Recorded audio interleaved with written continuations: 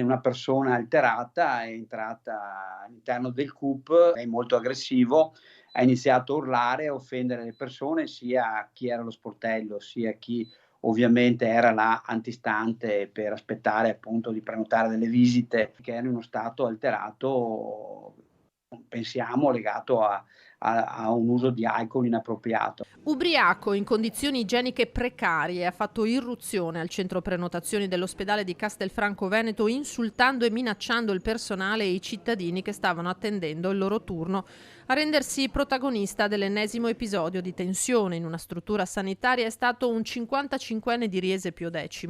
Questo ha comportato ovviamente un po' di paura tra gli astanti, compreso il personale del CUP, anche se poveri sono spesso e volentieri preparati a prendere i improperi dalla gente. Io devo ringraziare la celerità degli agenti della polizia locale perché, come sono stati chiamati, sono arrivati subito e hanno sostanzialmente tranquillizzato le persone che erano presenti e soprattutto sono riusciti a rendere innocuo e quindi a calmare la persona che manifestava questa aggressività. L'uomo aveva nel frattempo imbrattato di sangue e urina l'area del CUP.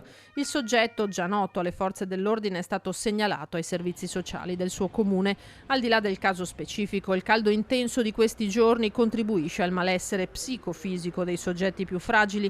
Nelle ultime 24 ore sono stati numerosi gli ingressi per malori nei pronto soccorso della Marca. Sono aumentati un po' i casi di accesso ai pronto soccorso, abbiamo avuto 10-12 casi, per fortuna niente di grave, nel senso che sono stati messi in osservazione. La cosa è tener sempre presente chi fa una terapia per l'ipertensione, che chiaramente parlare col proprio medico curante o comunque vedere di ridurla sostanzialmente, perché gli episodi di ipotimia, cioè di mancanza di forze, di caduta, eccetera, possono avvenire proprio perché utilizziamo la stessa terapia che prendevamo d'inverno e chiaramente con il caldo abbiamo meno bisogno di utilizzare questo farmaco e soprattutto dobbiamo idratarci tanto perché è fondamentale.